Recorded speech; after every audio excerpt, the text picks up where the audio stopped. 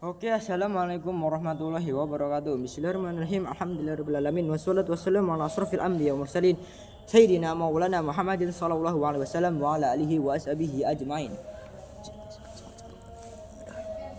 Yang saya hormati kepada Abi Hanif dan Om Ida selaku pengasuh Istana Pendidikan Pesantren Supercamp La Roibah Hanifida, dan yang saya hormati kepada seluruh Dewan Guru MA dan MTS Al-Quran La Roibah Hanifida, dan tak lupa kepada Miss Zumrotul Hasanah dan Miss Alfi selaku Kepala Madrasah MA dan MTS Al-Quran La Roibah Hanifida, dan tak juga lupa kepada Miss Nur selaku guru mapel fikih dan kedua orang tua saya yang saya sayangi dan yang saya banggakan. Kali ini saya akan mempresentasikan peta imajinasi saya yang berjudul tentang pengertian sholat Jumat.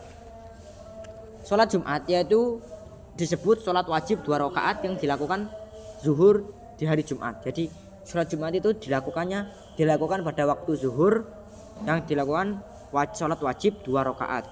Yaitu sholatnya itu wajib untuk kaum laki-laki, karena kalau tidak melaksanakan akan mendapat dosa, kecuali kalau itu berhalangan, misalnya bepergian atau sedang sakit parah. Nah, sholat ini dilakukan sehari dalam seminggu, yaitu fardu ain. Jadi sholat Jumat itu dilakukan seminggu sekali dan disebut dengan fardu ain. Nah, jika syarat-syarat wajib sholat Jumat? Yang pertama yaitu Islam. Jika tidak Islam, tidak diwajibkan untuk sholat Jumat. Yang kedua, balik. Jika masih anak-anak, masih belum sunat, masih belum pubertas, masih belum mimpi basah, itu tidak diwajibkan untuk sholat Jumat. Yang keempat yaitu sehat akal, sehat badan, sehat pikiran, dan lain sebagainya. Jika orang gila atau orang tidak waras, orang kena stroke, orang keluar dari orang keluar dari rumah sakit ginjal, itu tidak boleh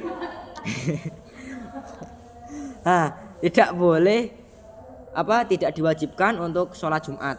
Ya, terus yaitu yang kelima yaitu laki-laki. Nah, selain laki-laki atau perempuan atau waria itu tidak diwajibkan untuk sholat Jumat.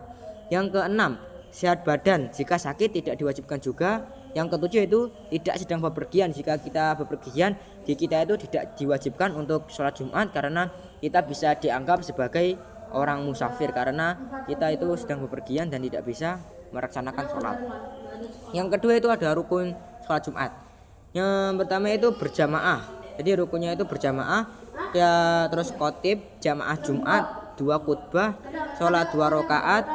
Nah, sunah-sunah sholat Jumat yaitu yang pertama itu mandi. Jadi ketika kita mandi itu kita akan mendapatkan pahala yang berlimpah. Ketika kita tidak bermandi tidak apa-apa karena hukumnya sunnah.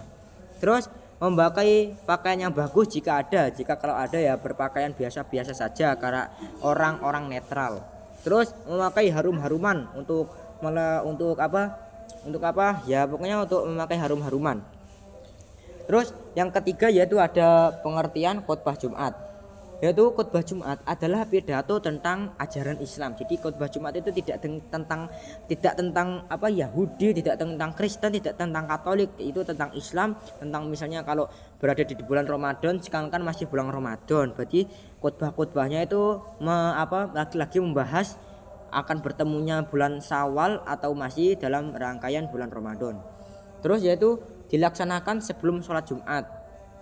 Nah, terus syarat khutbah yaitu syarat untuk menjadi khutbah. Misalnya ayah kita khutbah, ya itu syaratnya itu yang pertama suci dari hadas, tidak ada najisnya sekalipun. Menutupi aurat, harus berdiri.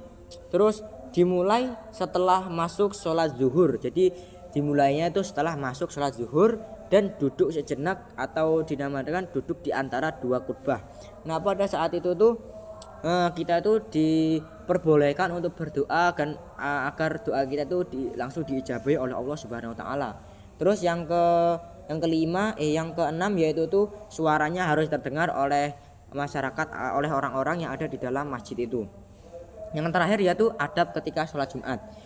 Yaitu jamaah tenang didengarkan, yaitu yang pertama itu jamaah itu harus tenang mendengarkan dan tidak berbicara. Yaitu berdoa saat duduk di antara 2 sujud. Nah, terus yang membatalkan sholat Jumat sama fardu yaitu sama. Berarti yang membatalkan sholat Jumat sama dengan sholat fardu, ya misalnya kentut, terus dan lain-lain sebagainya. Terus yaitu balaskan pahala Jumat yaitu seperti bercakap-cakap antara jamaah. Nah, pahala kita itu akan berkurang ketika kita itu bercakap-cakap antar jamaah. Menegur jamaah yang bicara yaitu sama dengan Rasulullah SAW itu bersabda, barang siapa yang berbicara pada hari Jumat sedangkan imam berkhutbah, maka dia berbagian hikmah yang bawa kitab, sedangkan orang yang mengucap diamlah, maka itu tidak dianggap Jumatan. Jadi ketika kita untuk melaksanakan sholat Jumat itu tidak dianjurkan untuk berbicara dan dianjurkan untuk mendengarkan khutbah yang ada di depan. Harus tenang ya ketika Jumatan itu. Oke, sekian presentasi dari saya. Mohon maaf bila ada kesalahan tentang presentasi saya ini. Saya akhiri wassalamualaikum warahmatullahi wabarakatuh.